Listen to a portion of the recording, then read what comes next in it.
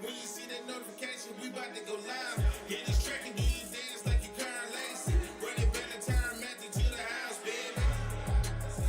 It's Tingle and Co. From 7 to 9. Come keep with the show. It's a new era. Let's get it, let's go. From 7 to 9. It's Tingle and Co.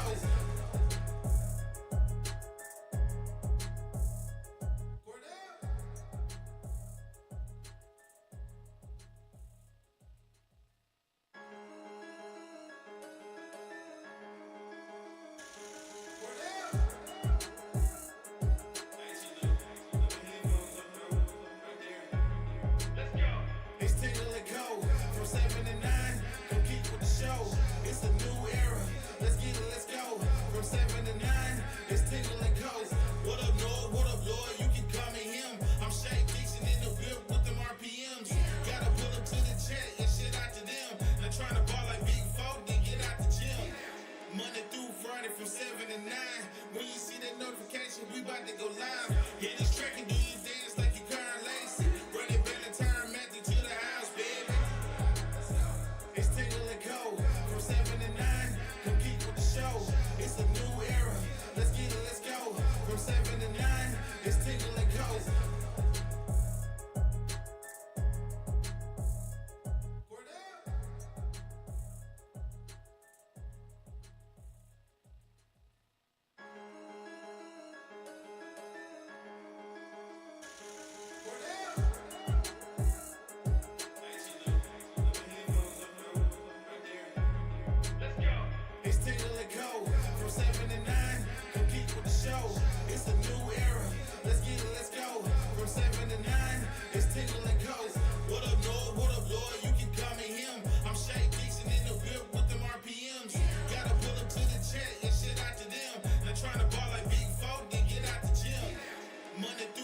From 7 to 9, when you see that notification, we about to go live. Hit this track and do you dance like you Karen Lacey. Run it back the time method to the house, baby. It's Tingle and Co. From 7 to 9, come keep with the show. It's a new era. Let's get it, let's go. From 7 to 9, it's Tingle and Co.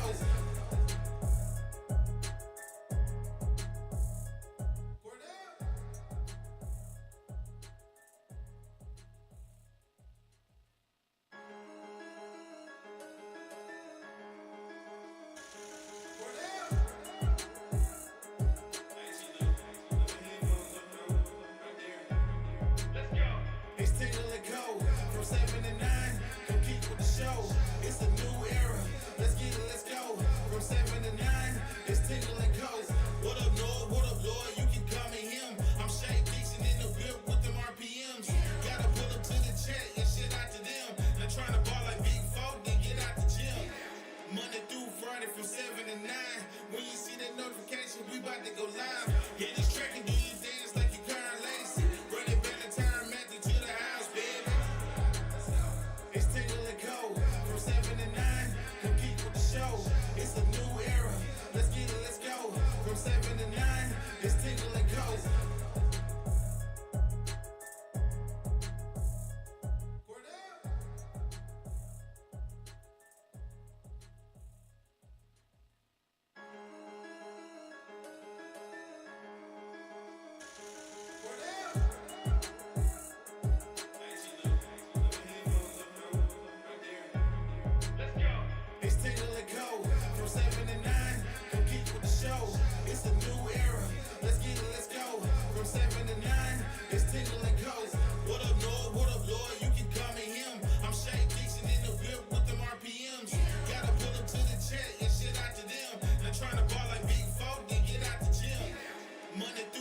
From 7 to 9, when you see that notification, we about to go live. Hit this track and do you dance like you Karen Lacey. Run it back the time method to the house, baby. It's Tingle and Co. From 7 to 9, come keep with the show. It's a new era. Let's get it, let's go. From 7 to 9, it's Tingle and Co.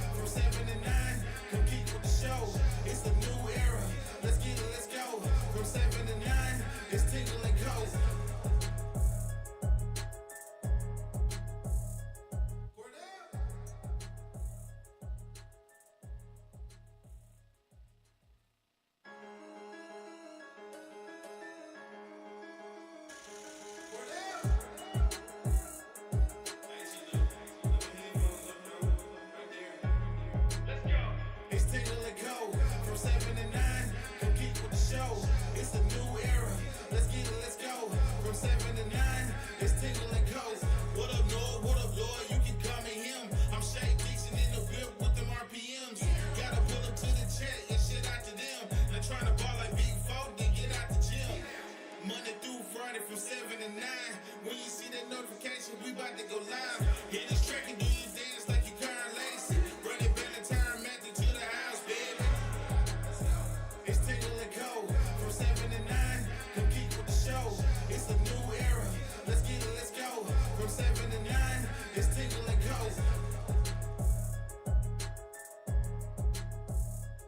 Word up.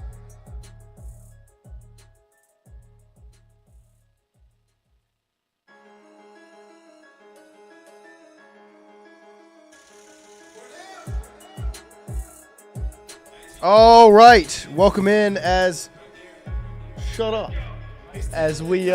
we just got back from the indoor LSU football practice facility, as practice today was entirely indoors. Did not get onto the Ponderosa at all. Instead, just watched from the rafters in the indoor facility. Got to see LSU hit the practice field. Videoed for the first 15 minutes. Didn't really see much, just the normal first 15-minute type warm-up stuff. But there were some takeaways from what we got to see today. It was definitely not an intense practice, like from like an on-the-field standpoint.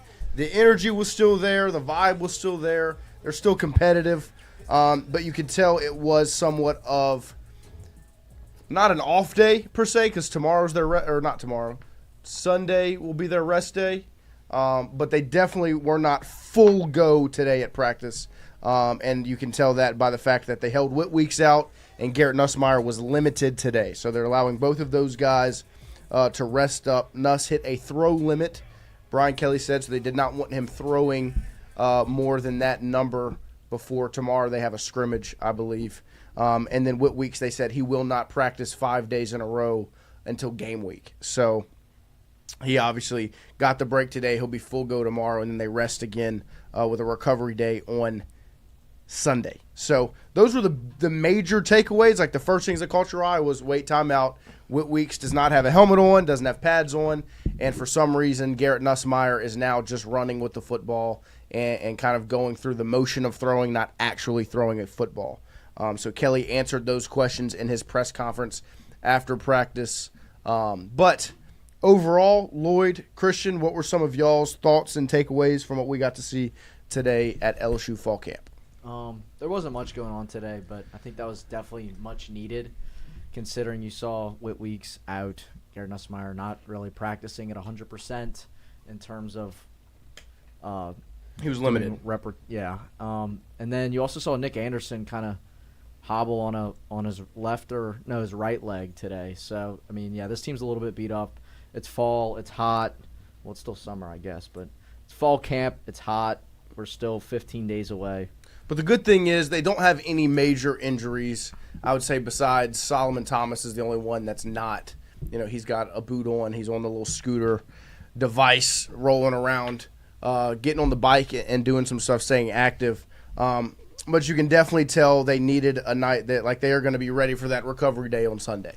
Tomorrow will be 6 days straight of practicing, besides for Whit Weeks, who doesn't go for 5 days in a row, and Garrett Nussmeier, who hit his throw limit. So right, and so no. I guess you could say. I guess the one takeaway, if there was one, was I don't want to say interesting, but good to see Garrett Nussmeier, instead of just not throwing, the way he competed by not throwing. Like whether he went through the drills where they were throwing into the net, like throwing back corner, throwing kind of like off to the side, like when you check and then go to your right.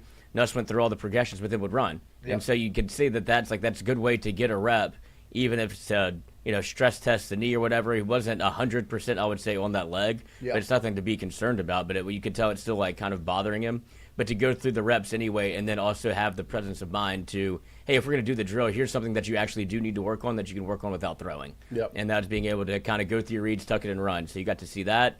And kind of his all-around participation without participating. Like, yes. He was very much involved, dapping people up. He was rooting for the guys when they were doing like the throw-in challenges, and then during 7-on-7 in the red zone period, and basically all of it, like even on 11-on-11, he was standing right behind the quarterback, doing the exact, like going through the reads, like doing the cadence, doing the checks, doing all of the stuff. It was like shadow boxing. Yeah, almost. that you want to see that's if Tom Brady had done it, it'd be like, look at how hard he works. Yep. But that is something he doesn't have to do. But that's No, you could have taken it off. Yeah, it's a presence amount of the coaching staff and of him to be like, I don't have to be told to do this. Right. Which is a quarterback that is a leader.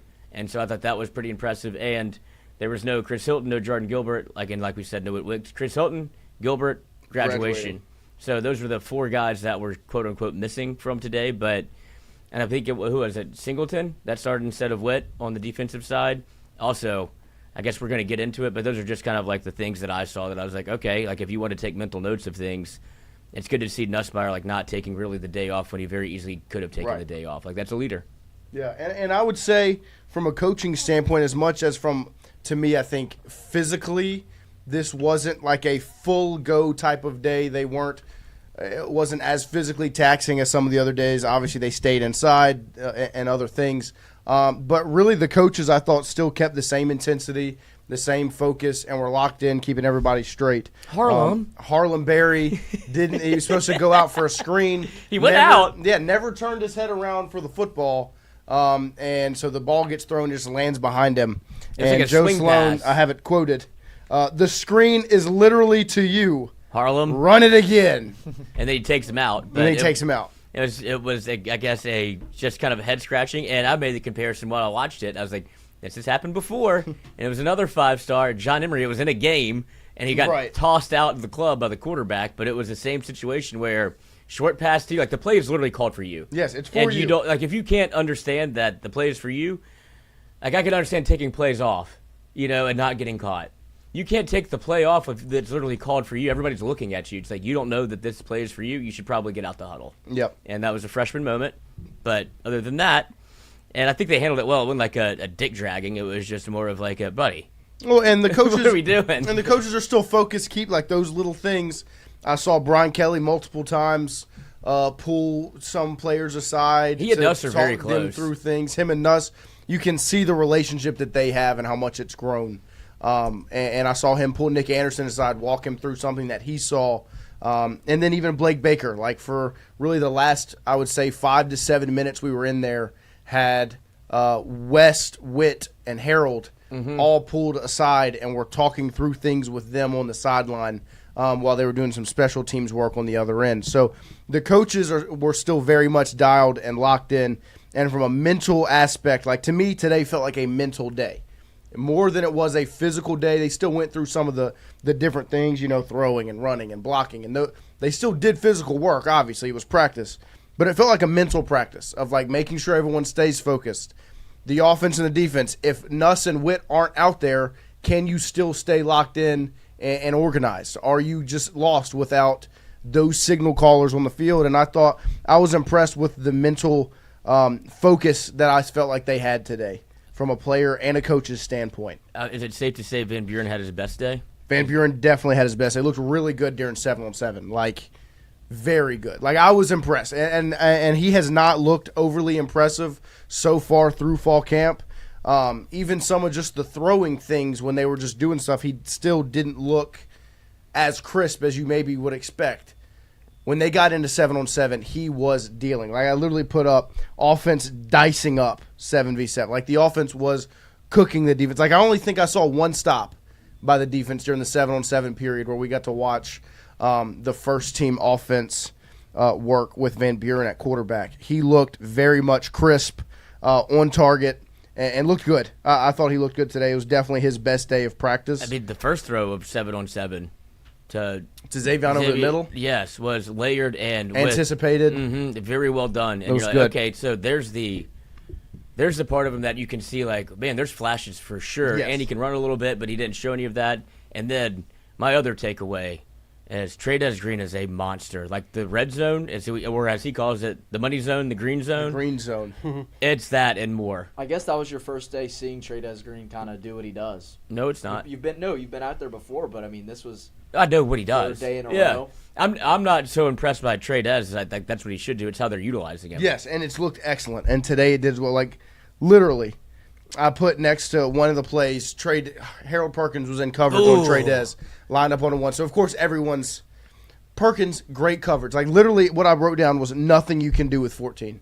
Like, he was in great coverage. The ball was put somewhere. Like, it was a good throw. I'm pretty sure it was Van Buren as well, where only Green could go up and get it, and he did. Like, I could throw it to Trades Green. There's only so much you can do. I told the story where the guy that played quarterback at Zachary High School with Trades Green, he was like, he's a lifesaver. Like, one, I got attention because I'm throwing it to a 5-star. Two, it's the easiest job in the world. It has to be. Just throw it up to him. Like, just give him somewhere where the defender can't touch it, and 14's got a really good shot at going to get it. I felt very good in my draft pick this morning of non-quarterback impact players with number 14. Do you think he scores double-digit touchdowns?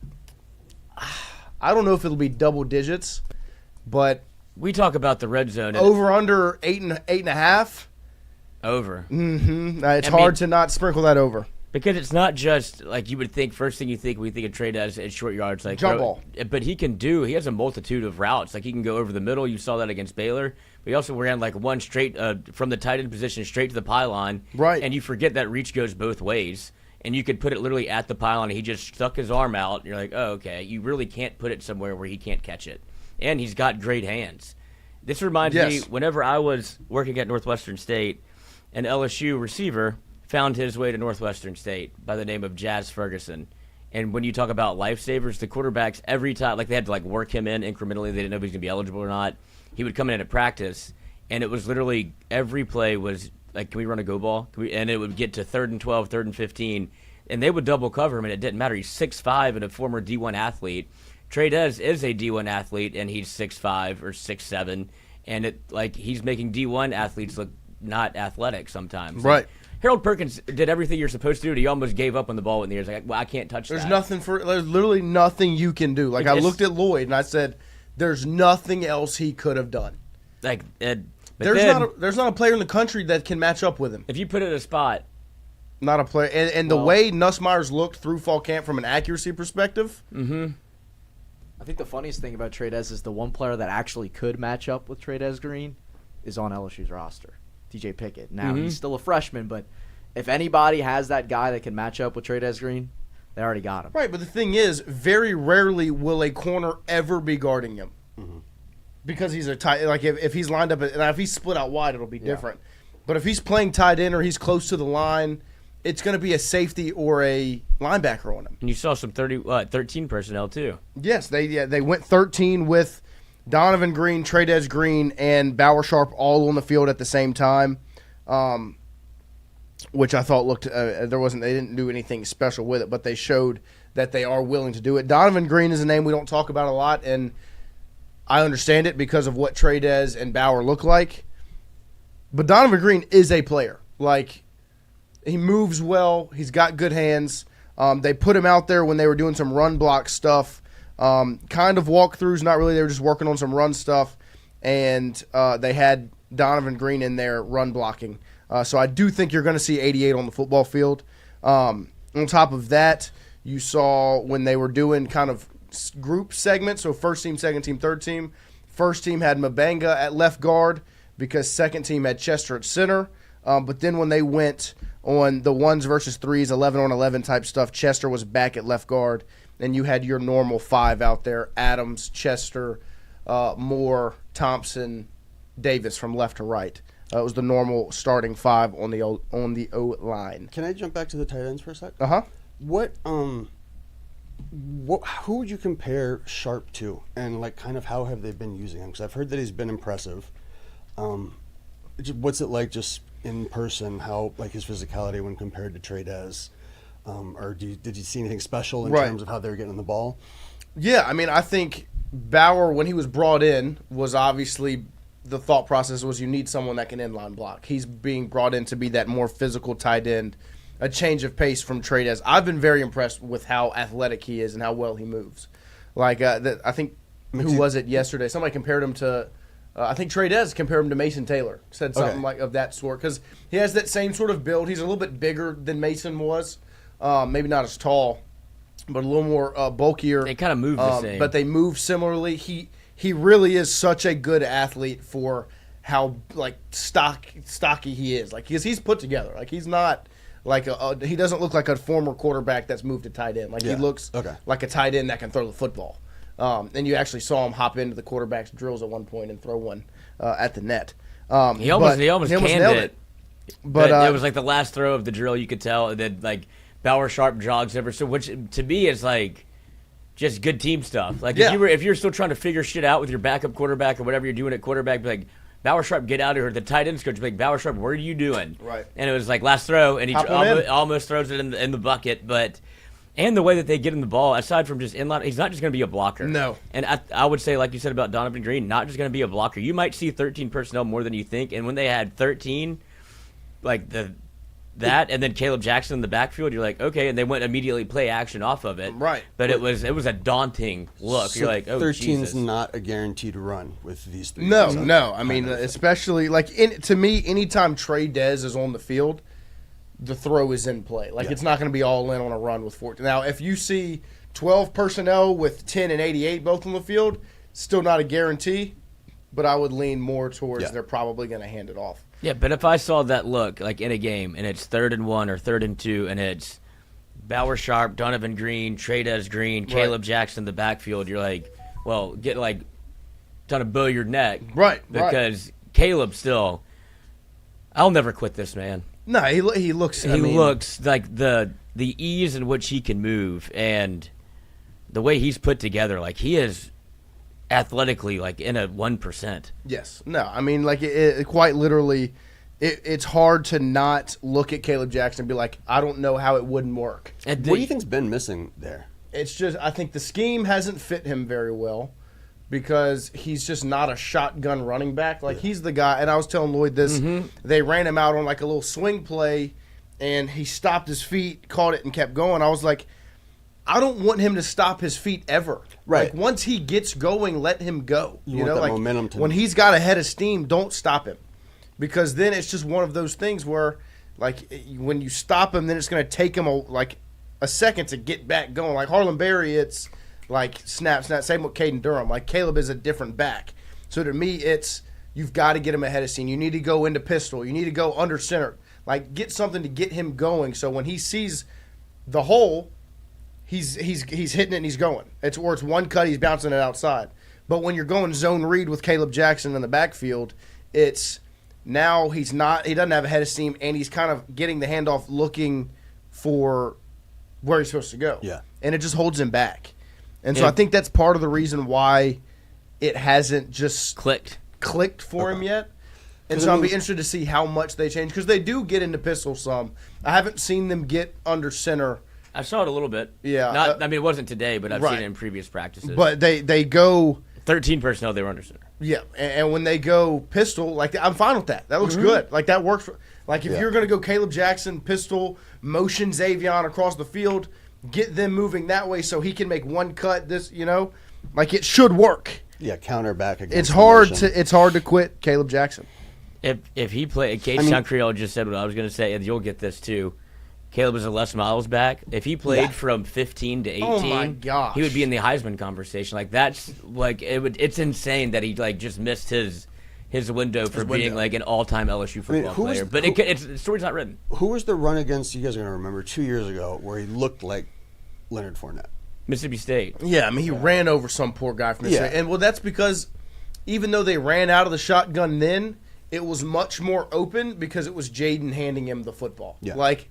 I really think we understate a lot the effect that Jaden Daniels being in the backfield with him played. The factor that it played because it opened up so much for everybody with Jaden back there. Like it just did.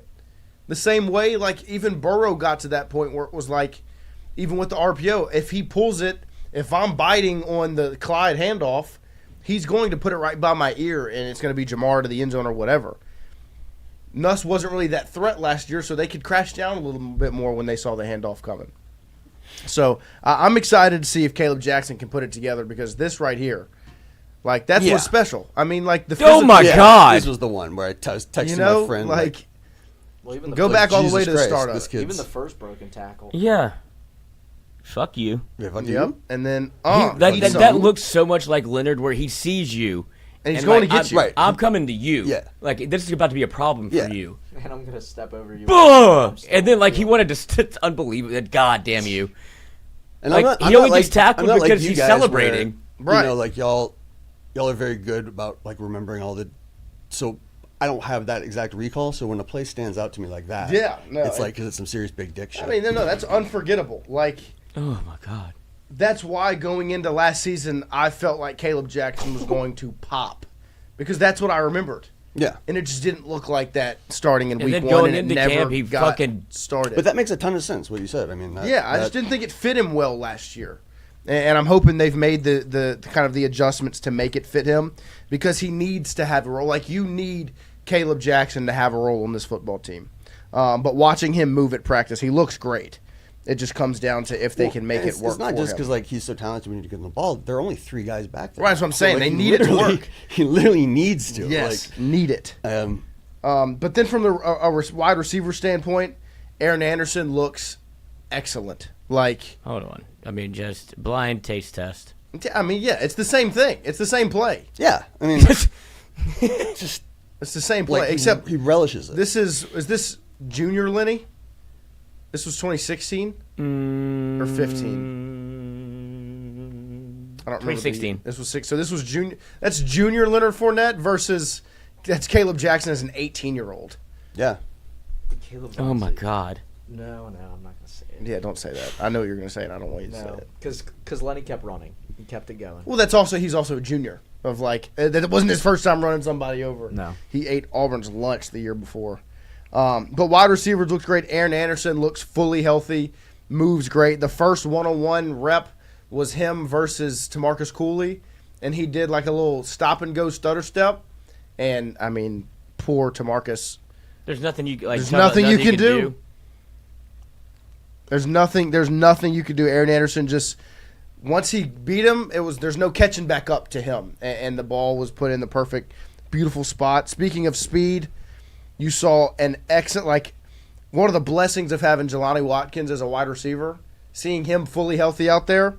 I don't remember who it was that threw it, but quite literally just dropped back and threw it as far as they could, and Jelani just caught up to it. Like, it was the most impressive, like, click on the speed you've ever seen. It's like he skipped a gear. It was crazy.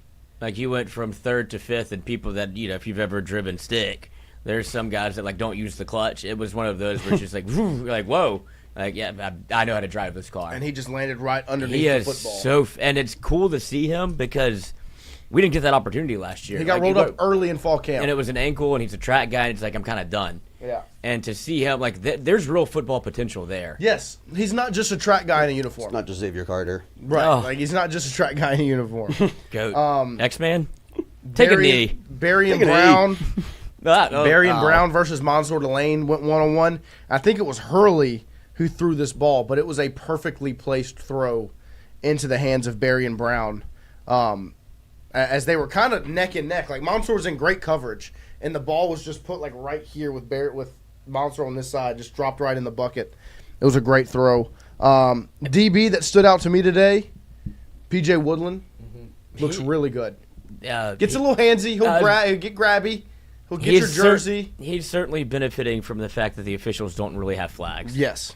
Because you saw, I think it was Xavier Thomas be like, Yeah.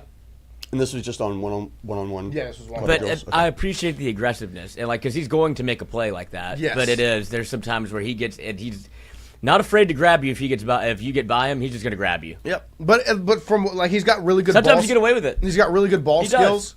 Like, it's literally if he solved that one problem of getting too handsy with the receiver, he'd be a really, really good corner. Like, hard to keep off the field. It'll be interesting to see how much run he does get this year. If you had to, 19-year-old sophomore. Too. Yep. I mean, that's From Hattiesburg, Mississippi, I Yeah. believe. who?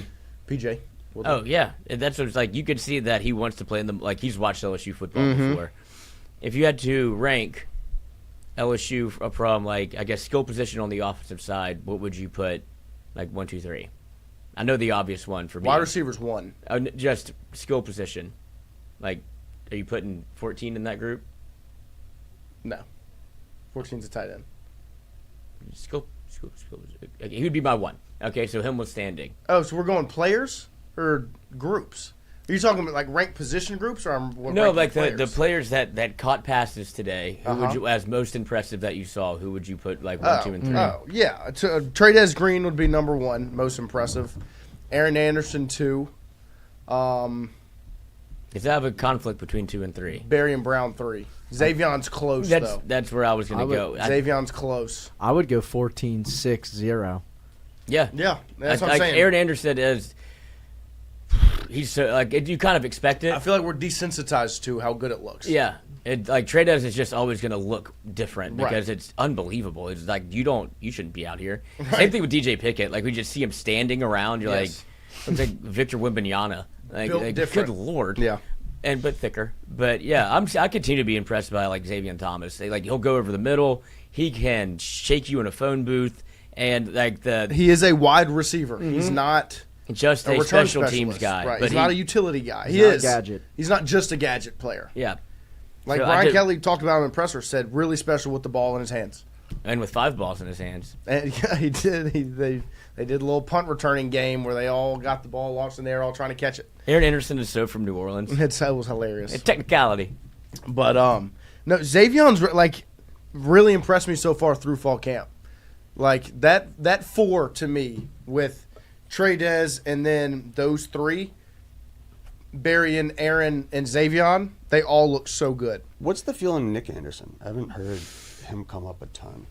Really, he's had really good days. Today wasn't his best day. I think he got a little shook up. I'm surprised he didn't. The last couple of days, he's been kind of battling different injuries, whether it was his back 2 practices ago, and then today it looked like it was right ankle got rolled up on. Yeah, it seemed like he got a little shook up today. He looked like frustrated. But physically, he is the most imposing receiver on this football. Like as much as Trades is physically imposing, Nick Anderson's the most physically imposing receiver. Like New York runway model. You don't want to long legs. Jam him on the line. Like there was a play where it was kind of a jump ball in the end zone right after he got shook up, where whoever the DB was tried to jam him on the line and it did not work. Like it was literally like, no, get off. Mm-hmm. Like he's had some really, really strong days, but it does feel like he's been a little shook up. The last couple of days hasn't looked quite as crisp. But I think he's in that first group of wide receivers that play on the field. Cool. Like I think one thing that plays into his hands a little bit more is just the fact that he's different than everyone else. Like so he's going to get the opportunity because he's your true X receiver. Yeah. Like and he's really kind of the only one you have on your roster right now. Christopher, I kind of, but like they're going to serve a different purpose. I mean, you saw it last year. Hilton can run the whole route tree. No, I know that, but like he's not the big body target. Trades is the only other big body target outside of Nick. You know? I think Chris is like he feels bigger. He plays bigger than he is. Then. Yeah. Like it feels like he's like not a slot guy. He's a lineup outside guy. And right. You saw it. Like, I know people are gonna harp on like he was like that man was so excited to play football again. Yes. I get it. It took a while to get your feet wet, but I can't get over what we saw last fall. Whenever he was running the entire route tree, it's like he's impossible to stop. Yes. And if you could get back to that, like I wish I'd have been able to see him again today, just to like refresh. Yeah, like clarify what I feel like I've seen. Because it's so easy to be like go ball guy. Right. The reason that shit works is because I can do everything else. Like he needs to be out there. Anderson needs. I think those two are probably going to split reps. Like, I think they'll be on the field together, and that's dangerous. I think they'll. You can only put 5. Well, my 3, like if I was going to go with the starting 3, it would be 4-3-1. Outside, it'd be Chris, Nick, and then Aaron Anderson in the slot. Right now? Yeah. And the thing is, people are going to be clamoring for like, where's Barry and Brown? Right, and he's going to like look. They rotate like crazy. There's not a first team group of wide receivers. No. They're all like first team. Who has the matchup that day? Who's feeling it that day? Right. And we've talked about wide receivers for 15 minutes combined today. We have yet to mention 12. Kyle Parker's yet to be mentioned. So. Yeah, no, I mean they rotate so well. Like it's there's not. And it's not like. First team, second team, it's like point. No, there's first team, and then there's the third. The guys team. that are subbing in. I'm saying like first team is this group of 8. Mm-hmm. And then there's everyone else that's kind of like Teron Francis, freshman, Kylan Billiot, who's a redshirt freshman. Jelani. Jelani played a lot gets today. mixed in a little more. Is Hill in the mix? Because he's got the probably second Yeah, biggest he's in the body. 8. He's right? he's in that 8. Destin Hill. He played well today. Yeah, he looks He's good. He's Practice. 6'2", 200. Right? Yeah, That's another one. Yeah, it looks great. God. They Just have thinking, so many just thinking of weapons. guys that have more traditional kind of like You outside won't- receiver bodies. You won't end up in the situation you were in against Ole Miss last year, where it was like Aaron Anderson, please. Aaron Anderson, Right. Kyron Lacey. Like you have to. You have no like when Kyron Lacey got shook up on that one play where he like had to be helped off the field. Thought it was toast. I thought Yeah. I thought it was over. Like now it's Aaron Anderson, Xavion Thomas, and Shelton Sampson, and you have nobody else to play. Now it would be. Now that's not the case. Like you have so If they didn't have many numbers, you wouldn't know. weapons. It really is impressive. And the same thing for the defensive side. Like, that's what Ashton Stamp said. It's like, last year it was me and Zy. That's it. That's it. And now you're starting to see, like, the rotational stuff of what they're doing at DB. Like, Pickett comes out there. It's impossible to ignore. And It's Zy didn't get there until, like, game going 4. to it's like going to the circus. Like, Yeah. oh, wow. Like, Well, so in a room full of freaks, you're a freak. Yeah. cutting back over to those guys, I'm just kind of playing like No, names please. I haven't heard that I've been thinking about. Right, so like Jakeem, Jakeem Jackson. has he been? He's been held out. He's been held out. Okay. Today he was back. Yeah. But earlier in the week, I think it was on Monday, I think he just had like a little tightness or something. He had something happen, and he spent the rest of that day on the bike, and then he was out the next day just on the Do bike. we think he's gonna be in the mix, kind of? or- Yeah, I think you've got a strong rotation of 5 at corner. Okay. And 5 at safety. that's crazy. Like, that's what's wild is that, like, To go from last year to 5 at safety? corner right now, I would say you have a rotation of Delane, Stamps, Pickett, Woodland, Jackson. And even Michael Turner gets really good run as well. I just feel like physically he's still a little undersized. Yeah. But so you have 6. And then at safety with Tamarcus Cooley, A.J. Halsey, Deshaun Spears, Jordan Gilbert, and Javian Toviano. The only thing with safety to me is figuring out what everyone's role is in that spot, because I feel like Halsey and Gilbert kind of played the position similarly. Tamarcus Cooley kind of figuring out where he fits in at, because he played a lot of nickel at NC State rather than safety. Yeah, he was next on my list in terms Yeah. of what. And the one update thing is I and how do it want to looks, say about Tamarcus Cooley is I want to give a quick shout out, because I saw this on Facebook earlier, and then LSU just put it out on Twitter. I'm going to get it pulled up here. And I saw Fawn said something about it in the chat. There was this family that was driving down the road, had a tire blowout yesterday after this lady was headed home from picking her kids up yesterday. She made it to the shoulder of the road, was not the safest spot. Cars were speeding by them, too close for comfort. Was struggling and failing to loosen up the lug nuts on the old tire when Tamarcus Cooley stopped and asked if he could help.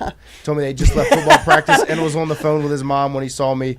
Said one of the reasons he stopped was because he would want someone to stop and help if it was her on the side of the road. Hell yeah. And so Tamarcus Cooley literally stopped and helped this lady change her tire after a blowout yesterday, after he had football practice. Tamarcus Cooley 2 claps. This is a standing ovation, round of applause. Shout out to Tamarcus Cooley. That's pretty cool, man. I mean, for anyone in general to do that, but when you see somebody that's a part of the LSU football program be this type of human being, is pretty awesome. I also like to think he wrote the caption. That's funny. But yeah, shout out to Tamarcus, because that's pretty cool. And refused to accept any money. Did it out of the goodness of his heart. Shout out to Tamarcus. That probably would have been an NIL violation if he would have taken the cash. It's been like Jameis Winston and those crab legs. But shout out to Tamarcus. That's a cool story. BD, how's Spears doing? I thought Deshaun looked good today. Wow, wait, I didn't read this part. Which part? Kids are so funny, excited to ride the car. I fucking hate riding on the car. But to borderline traumatized following the blowout, and then back to excited because they're amazed that an LSU football player stopped to help fix our car. This guy is a saint. He was so kind, patient, and thoughtful. Even as we were leaving, he pulled into the lane first and stopped until we were all back on the road safely. Like, what a dude. I mean, that is awesome. That's easy to root for. What is it ever? And that kid right there, that little boy you took that picture with, is about to be a Tamarcus Cooley fan for the rest of his life. Yeah. Like, forever. Tamarcus Cooley helps the kids. But see, and to me, this further goes to show the type of person and human being they have on this. Like, this feels like you hear Jay Johnson talk Person about first. it when he talks about who he recruits. He's like, we recruit the person first. To me, that's what this is. Like, it shows you the type of guy that they have on this roster. And TaMarcus isn't even one of the guys we talk about from a leadership standpoint. But, I mean, that's a leader right there that's going to stop and do something like that. And that's someone I would trust to have my back on the football field if he's willing to stop and work hard for a stranger like that. And it just goes to show the type of young man they have on this roster. And it honestly, like Christian said, it makes them even easier to root for. Like, pretty awesome. But I guess, he was looking out for their safety. See, I figured somebody would get it. Oh, I was reading his stats. It's all right. I'm here for Hey, it. pretty impressive too that he knew to do the lug nuts on the car. I don't even know how to do that. You Oh, wouldn't that- be, yeah. If you stopped, you wouldn't be able to change a Be tire? on YouTube like Lloyd. ChatGPT. Am I going to have to teach you how to change a tire? No, I could figure it out. I have the kit and everything. Okay. He could not get a jack. He could jack off. He couldn't get a jack up. I have a jack. I know, you don't know how to use Oh, it. not up. Yeah, I do. I've used one the other day on a golf cart actually. So Oh, and what happened? So- Would you steal some tires? I was gonna change the tire. Then they were like, "Yeah, there's no more golf cart tires," and I was like, "All right." Then I put the jack back down. And So you didn't. Toted you it away. didn't- There So you you go. we still don't know if you can change a tire. We don't know. You're probably like, thank We'll find God out. there's not enough golf cart tires. I can do the first half of it. Yeah, that's I had true. to change a tire the other day. Go this way or this way For what? Lefty, loosey, righty, tighty. to raise the jack. Or is it pump down? Mm-hmm. Do it again. No, I had to change a You know, tire I changed the other golf day. cart tire today. So demeaning to the jack. But back to practice. I didn't know his Hey, name was cart Jack. girl, check this out. Oh, Back to God. practice. Lord have mercy. I thought on it. overall it was a good day. Jack's up. Nice mental day of practice today for the Tigers. They're going to scrimmage tomorrow night. Oh, under the Little lights. scrimmage for the Tigers. Christian, you can watch. I know, my No, you can just watch from your apartment. That's not allowed. There you go. Good job. We follow Yes. the rules. We do. We follow the rules. I did. Lloyd was. That was a close call. It did make me a little nervous. I saw it and I was like, oh wait. It wasn't a close call, but man, I mean, Lloyd was like. We were in texting over the balcony. no camera section of practice. I saw a camera. and there was still LSU still was filming themselves. Did you see what I saw though? The optical illusion. Yes, I understand what you saw, and you weren't even videoing. You were. I have just no you were interest in looking at the video. I was roster like, on I your don't. phone. I go the practice numbers confused me. And Like you- I know who all the players are, But when Lloyd they was put, leaning over the balcony, like looking at his phone like this, and so it definitely looked like he was yeah, videoing. yeah. If it was like a video of somebody videoing, you'd be like, he's videoing. Yes, But I'm here to Okay, say I was yeah. not. he wasn't. No, I looked at the phone. He was not videoing. And the funniest thing was, if I was like, y'all could come, if they came to that, I was like, please look at my phone. yeah, Look at the please. last 3 videos Yeah, on don't. there. Fonz, It's vomit. how did the offensive line look today? Who played what? It was the normal 5 from left to right: Adams, Chester, Moore, and then Thompson and Davis to close out on the right side. And then the second team was the same group as well. Mabanga, backup left guard, and then at right guard, I believe it's Cohen Eccles, and you have Bordelon and Carius Kern on the outside. And Chester's your backup center. I thought they looked good. There wasn't really opportunity to really see them kind of get after it today. Like you didn't see them line up across from the defense, except the ones went up against the threes at one point, and I thought they looked good enough. There wasn't anything that really stood out either way, offensive line-wise, which is good. If I'm not on here talking about the offensive line, that means they obviously did their job. But on top of that, today there just wasn't much opportunity to really take anything away from an offensive line standpoint. But I think you could take it as an encouraging sign that it is still that 5, right? Yes. I mean, the fact that they're not in there tinkering kind of says there's at least a level of confidence. That's Yeah, just Those look at guys Brian- with what they're saying day in and day Brian out. Kelly talked about it in his press conference today.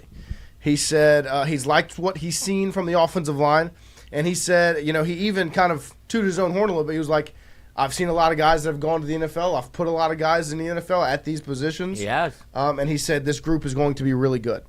And he also went on and highlighted one specific player on this group, which is my favorite part when I'm watching this offensive line, is what he says right here, is that Braylon Moore sets up the rest of the group for success.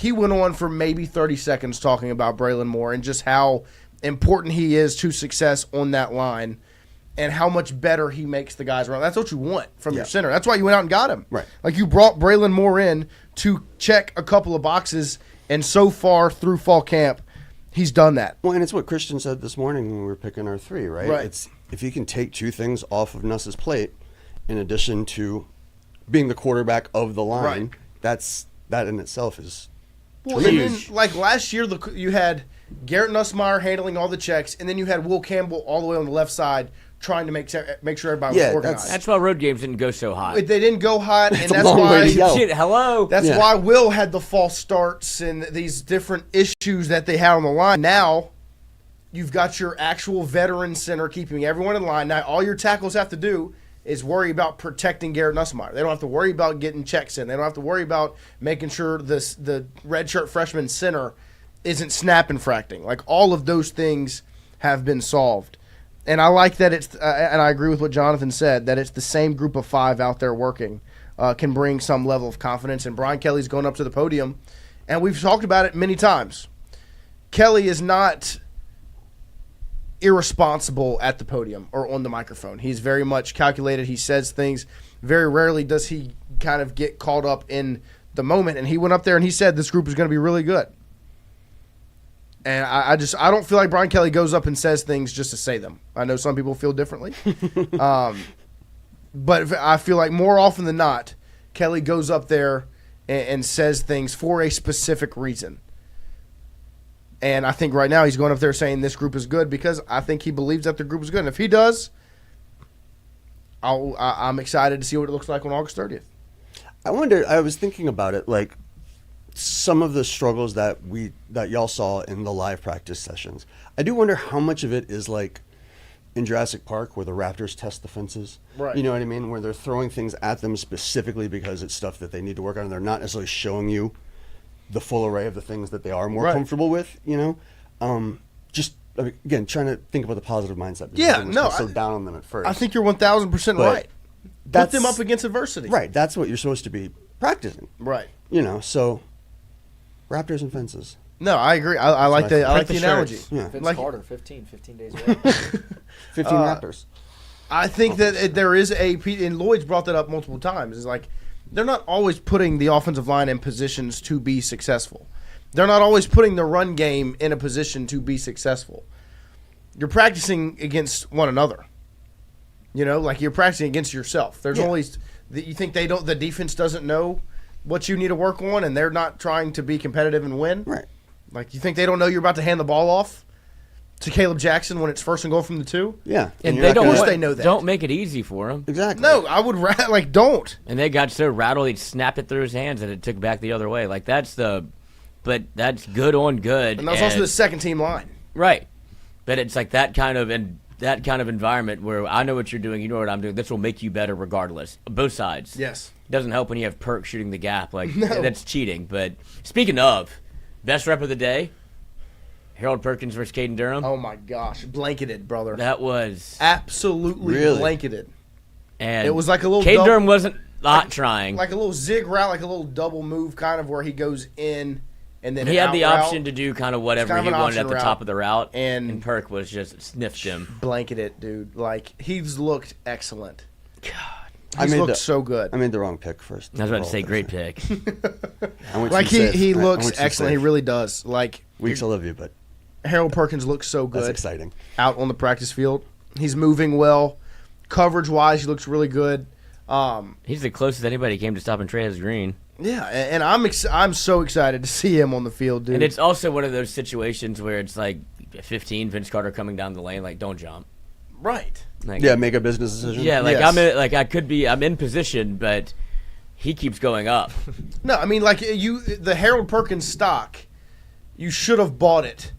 When he never got hurt last sold. year. Well, yeah, I mean, obviously, real but it was cheap. pretty high his freshman year. It dropped sophomore year. You should have bought it right then. It plummeted. Because it's about to shoot right back up. Like, I'm telling you guys, he looks so comfortable at Star, Man, and he's moving so well.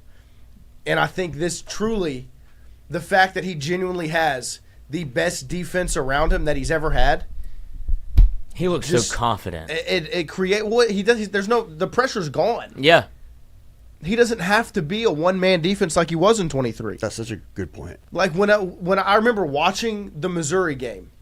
I Oh, was God. in Houston. I was going to an Astros game that night. Missouri LSU. I was at what's his name? Craig Biggio.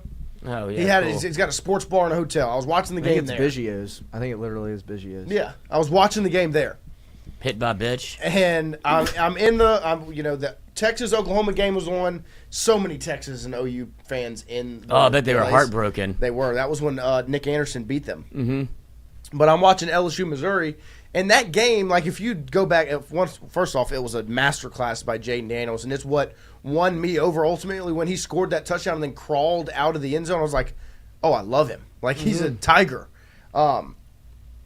But that game there, when Perk made that interception, I remember You're down sitting at the 14-0. table being like, they need somebody to make a play, and there's only one guy on the defense that can. Yeah. They're down 15-0. Like you were literally sitting there. Yeah, they went for two. They went for two the first time because they were like, "Why not?" Yeah, that was such a was so slap in the embarrassing. fucking face, So embarrassing. and got it easily. Yeah, they didn't even have to try. Like to think that you can go against an LSU defense like Eli Drinkwitz. Guess what's happening? Right. You may have won the battle. I'm taking Blake Baker for the war. Yep. Like you did it to yourself. Yeah, no, you created this problem. And this one I believed in Harold Perkins. Yeah. See ya. Shot out the tunnel. Dude, Really do, God, man. they got some freaks on this team, man. Like freakish athletes on this team. Oh, I see him. Well, so does 22's. Oh, fuck me to death. oh, no. The worst thing that could have happened. 11. And it's house. The kicker there had the right idea. He's like, nah, fuck this. Dude, go I'm not- down.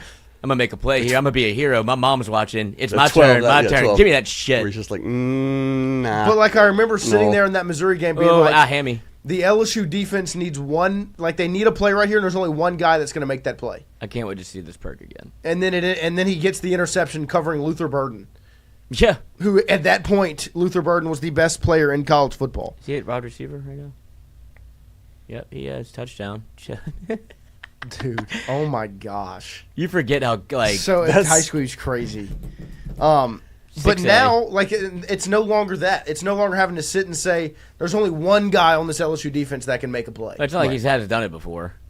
Well, yeah, no, he has. But I now, know, I'm like, just saying, like, But what then there's also watching. that transition period where it's like, well, we need you to do a little bit more. It's not just go create havoc. right. It's like you need to learn these positions, and so it was harder for him to go and just blow shit up by being a freak. Right. And so it kind of felt like, is this guy as magical as we thought? But no, I think it's just, it takes a year to master Yeah. that position, and now it's a guy that can beat you 3 different ways. And it feels so good for it to just be no questions. Yeah. No questions. Like that, because y'all are right. It did feel like against Missouri, that was pseudo-star, but it's like, go get the pass. It just felt like they were putting him in different spots, but it wasn't. Well, he didn't have help around him. He had no help. But no, Like, but it was by like, himself. oh, where's Luther Burton? Like, should we put Perk on him? Yeah. And like, Call would come in He late. was your best. He was your best edge rusher, linebacker, and corner and Inside, safety. yeah. In 2020, like you just and don't get me wrong, It's not like they had the front, the Tyron defensive Matthew never front. played on a bad defense. Yeah, like it's just man, like, and the thing now is when you're talking about Harold Perkins, it's not a one-man show anymore. This defense is good. Like around him, Mansour Delane, Ashton Stamps, I feel like should be so much more comfortable now because you're not having to go be cornerback one as a true sophomore after getting rocked for the end of your freshman year. Oh, he learned the hard way. Yeah, he did. He got thrown into the deep end. I think he'll be better for it. Oh yeah, Because I love the way he's responding. Because some guys, when they get tossed into the deep end, they crumble. Like they just never see him again. Completely disintegrate. yeah. I'm Like I think that I think people are down on Stamps because he's not one of these. He's not Mansour Delane. He's not, Well, and he the got hype there were of Pickett. times he got Right. cooked up last year. Like that clip of him one-on-one against Ryan Williams against Well- Alabama last year. Like he got diced, and that lives in people's head. You remember that more than you remember the USC play where the ball was caught and he came in and he punched it out, and it was an incompletion at the beginning of the game. And I was like, wait, timeout. Did a DB just make a play on a ball? Yeah, I mean that's where you were the last And it was as a true sophomore with Corey Raymond just getting here. Yeah. Now it's a full season of experience, a full season of getting coached by Corey Raymond, a full off season, And then a the support defense staff. around him's better. And Corey Raymond's he's not doing any Ashton Sampson any favors. No, he didn't even recruit him. That's what I'm saying. Like, he could very easily be like, not my guy. Yeah, I recruited PJ Woodland. Look, I mean, yeah, like you said, there are 5 dudes right now. I recruited Jakeem Jackson He's to not the Florida second best. and here. Yeah. And I also have this I have the man the that's greatest eating lettuce off my head, and I'm 6'2". weapon ever. But I think this defense, like when you just look what's around Harold Perkins, the freedom and the confidence in which he can go out and play with from what we've seen in fall camp up to this point, it's hard to not buy that stock right now. Like, and so if you take anything away from this, like just if you want to just live in a vacuum and take the records out of it and have no expectations because that's just football is football sometimes, this team is going to be fun. yeah, they have playmakers. It's going to be everywhere. fun. It's not like the drubs of, Right? like yeah. when we're looking forward to, here's my guy that played quarterback against Kansas State. John Trey Kirkland. Like that was the highlight of the year. What year was that? 21? Yeah. I mean, No, it's been those are some fun moments in 21. it's Like, been 2 Max years Johnson since to Jeray Jenkins. there have been multiple Oh, yeah, defensive Texas A&M. players. Yeah, but was anybody watching at that point? I was was there. These two. Okay, Never sorry. but, disrespect us like that again. We're like It was a whiteout. We're the Cleveland Indians fans in Major League. Yeah, I was there. Banging the drum. TDP versus Florida, 11 a.m. Yeah, my uncle shot himself in the head. So Oh my God. So I bet on LSU. I was like, he won't let him lose. So I didn't get to go to that one. Yeah, no, that's good. Yeah. Wow. Found the silver lining. Thank you TDP. Is that what you just did? Oh my gosh. It can be all sunshines and rainbows. Yeah, but I mean, And my I'll tell you other what, uncle almost passed just out didn't because have he the didn't urge want to to eat. He gamble wanted to because of save it? room for he said a liquid dinner, a liquid lunch. liquid lunch. And he was like, I didn't want to have any sandwiches. But they got that. Of our family. Oh my God. Never could. Do you know what uncle it was? Yeah. Yeah. What? Yeah. They Were you got, there? They got that No, I Florida was in Boston. DC fired after that game. Who was it? Who was their defensive coordinator that game? Because they got him fired because he could not stop counter. No, Could not stop counter. Jack Smashburn. Mashburn and Ed Ingram were cooking that Florida defense. Best $50 ever. Oh my God. And that's when I LSU was money like, line. and that's when I was like, I don't think Florida's ever going to beat us again. If this team, Like, and I mean, they ended up winning. you didn't know it was last year. a little. But like in 2020 and 2021, when LSU beat Florida, I was like, they are cooked. They were 8-1 in that 2020 game. They would have went to the playoff. They would have went to the game. playoff, and Max Johnson and Eli Ricks stole their lunch money. And Eli Ricks pick 6, and then frickin' Cade York from Marco- 70. Marco Wilson. and that you can't see a thing. Couldn't see a thing in the pouring rain and The what rain? That's what I the pouring rain. The what? Pouring. Shout out Cole Taylor. Cole Taylor's shoe, man, legendary. That Threw it cleat. right into the Hall of Fame. Right into the Hall of Fame. Cade McPherson Oof. couldn't make the Bengals kick. legend. Couldn't make the kick. Cade York couldn't see shit. There's when you see it from like the That's sky called cam. muscle memory. I know Coach. where it is. Just, I can feel That shit what was those so. uprights And I was are. watching it on a projector. I was like, we can't see anything. It was awesome. Mm. But that's like, and then when they went back and they beat them in 2021 with TDP's legend game, I was like, they're never beating us again. And then 2022, Jaden cooks them. That was the coming out party. And then 2023, Jaden cooks them again. yeah, dude, he was Florida's. Brother, boogeyman. that was the. Yeah, that, Florida's what woke him up in 22. and then he saw him again. And then that's when he won the Heisman, was Yeah. against them in 23. that's when everybody realized how fast he is when he's when he's going 87 yards Miles to the an hour? house, 87 miles per hour to the house. corners for Dude. Florida, like University of Florida, they got some speed, and he's just going. Ooh. There's no such touch thing me. as a good angle against Jaden Daniels. That's still my God. Run the 40. He outrun the angles like crazy. He outrun the angles. He He outrun makes them fast angles. people look not fast. Not fast. Why don't you show me your speed and get out of here? Get up out of here. But I thought overall today's practice was a good day. Nice mental day. They'll obviously get to scrimmage it up tomorrow night. BK's press conference. Let me see if there were any other tidbits that stood out. Tiddlywinks, tummy touches. Anything he said that was cool. Let's see. Brian Kelly talked about Patrick Payton. He said, I think he's going to impact our football team. Yeah, okay, good. Glad. I don't want to say much more than that. He's still learning the position he's playing, learning his drops, which is pass coverage, which I'd rather Patrick Payton not be in pass coverage. But that's okay. Sorry, he's an athlete. He's very consensuous. We're going to have a good what? rotation at that. Conscientious? Conscious. Conscientious. We're going to have a good rotation at that position. Consensual with the drops. Yes, consensuality. Let's see. Kelly, on the Saturday night scrimmage, we want a scrimmage in the kind of environment that LSU will see in Clemson. Okay. Did a little bit of that today. They started installing for Clemson on Tuesday, going against their fronts and their offensive structure. They'll do a little bit more tomorrow, and next week we'll have no excuses about recognition of scheme. Good. Which I like that. That's the sentence that caught my eye right there. No excuses about recognition of scheme. Let's see. Hold on. Let's see. Clemson hired a new defensive coordinator. They did. Tom Allen. Let's see Tom Allen coaching history. The OC is Garrett Riley, I believe. Yeah, no, good hire. Cool. 'Cause I wonder if they faced each other previously. Like if he's like, I'm very familiar with Tom Allen. And he's like saying it but not saying it. I mean, I'm sure he is familiar. No, I mean, he just came. He coached at. Why do they still have him? Oh, this is Indiana. As you already said, I don't care about any of this. Tom Allen. Tim the Tom Allen. Tim the Tool Man Tom Allen. Tony Allen. So, there you go. Great 15. grind. He was So where else? at. He was at Indiana for a while. He was. So they probably lapped each other. Yep. So, yeah. And then he goes to Penn State for a year, and now Clemson. It's tomorrow 14 day. June 14th. We don't have a show tomorrow. Tomorrow's Saturday. Practice recap. If we go tomorrow. Are we allowed? Does it I have say? no idea. I have to check in. Remember, we're not on the email list. That's true. Got to figure it out. We got to do what we have to do. Let's see what else Made they a lot of say. friends today. Yep, Kelly on Nussmeier having a lower workload today, so we're going to continue to manage him. Jakeem Jackson returned to practice today. He said he had a slight hamstring, wanted to make sure there weren't any reoccurrences. Kelly talked about the secondary. He said the communication starts with the safety positions. Those guys have done a great job getting us lined up.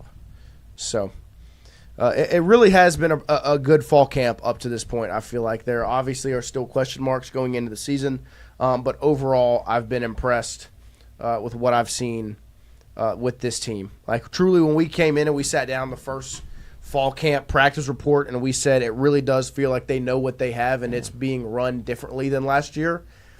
After going to my 8th or 10th or whatever practice it's been, that still rings true. It's just the organization and the way everything's managed, it feels like they're very much confident in who and what they have, and they know themselves well. Like being able to say, hey, Whit, you don't need to practice 5 days in a row because we know we're that confident in you. Hey, Aaron, we're going to give you the week off to get your knee figured out because we know the relationship you have with your quarterback, and we know what we have with you. Brings confidence. Garrett Nussmeier not taking a day off throwing.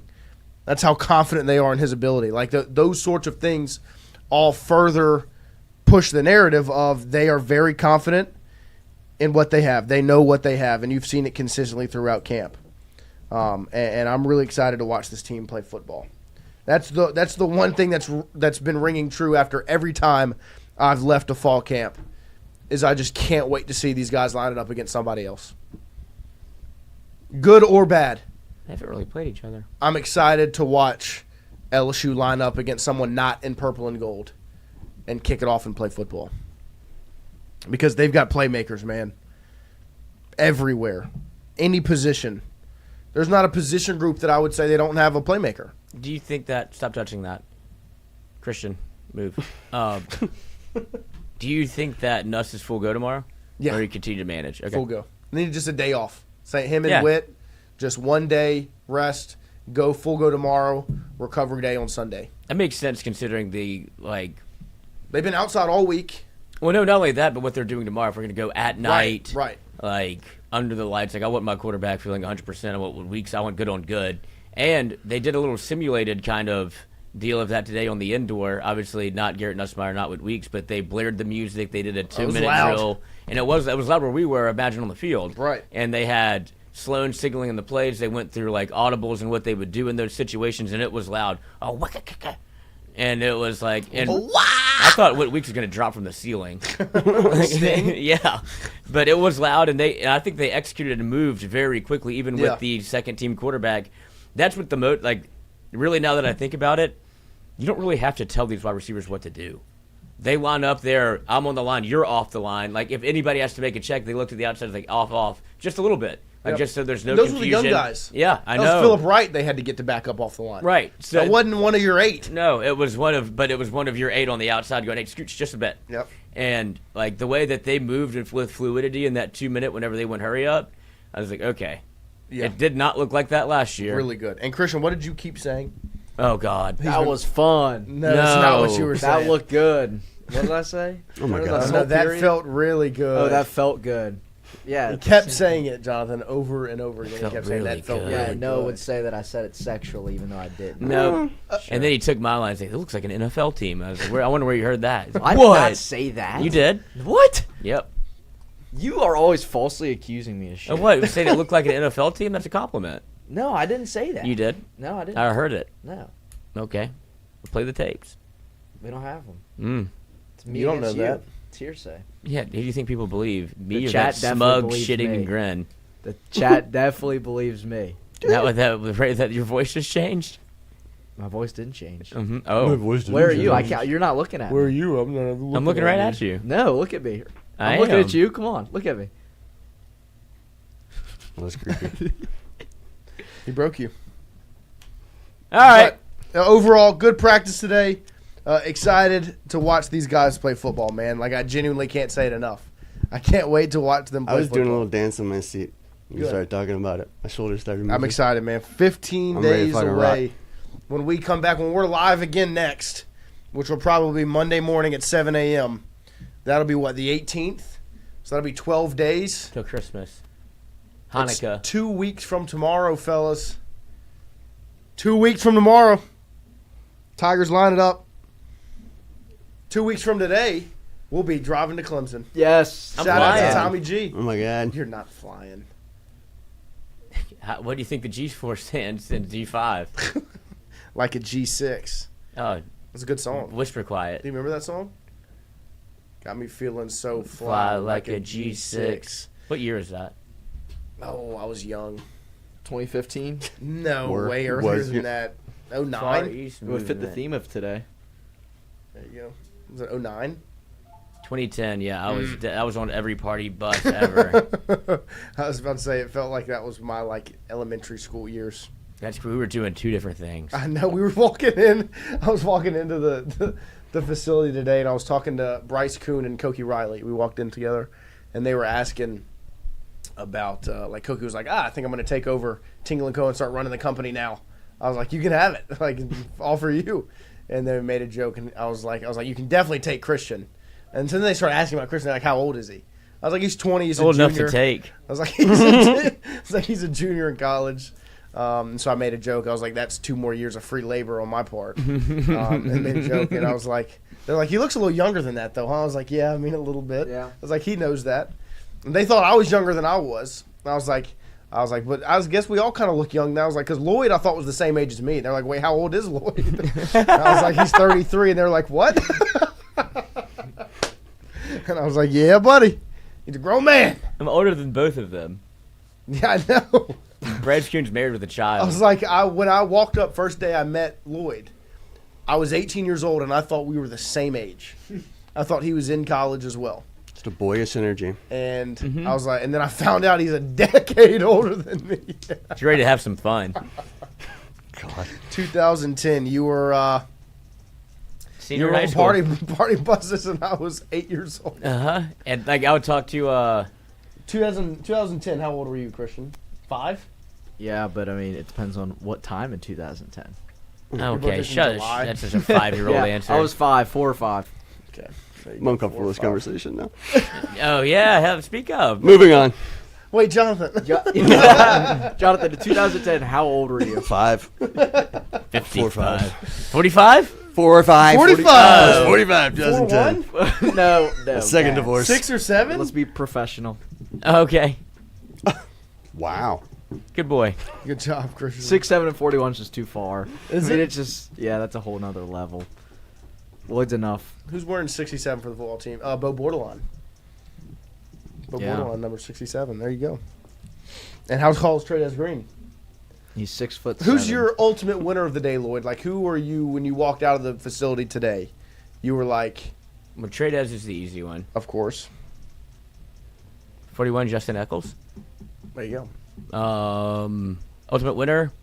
Like, you walked out and you were. I'm more impressed I with you haven't- now that I'm leaving than I was when I I was walked never in. very down on Van Buren because I've seen him do it in That's actual. what I was gonna say. I've seen him do it in comp. I've seen him. No, I'm saying I'm not that down, but yeah, that's gonna be the easy answer. Because I've seen him do it in competition. He hasn't been as bad as people are like making him out to be. Right. It It did get rough the last couple of practices. but I just like I know think what you he's a mean. gamer. I Like agree. put him in the game. I've changed. He the way looked I really play. good He today. did. Yeah, a couple of those reports were pretty scary sounding. Yeah, I think that was. He had. There were some. some rough days. Yeah, for sure. I mean, They you saw got- some of the throws. I get it. And it was I think what made it worse was the timing of Nussmeier shook up now, and now Van Buren and Hurley are not performing, and so it made it worse than I think it truly was. But yeah, I would say I walked in today not very high on Van Buren, walked out like, okay, I'm more confident in number 11 now than I was when I walked Yeah, in. but Xavier Thomas. Yep. Yeah. I would say Van Buren, Thomas, Tradez is Tradez, obviously. My stock and perk keeps rising every time I see him on the field. I'm trying to think defensively who's somebody that really caught my eye today. That They just didn't really do it like they that. didn't do much. There was like It's like I hard said, to it was pick a mental defensive day. player. Yeah. Yeah, I don't know.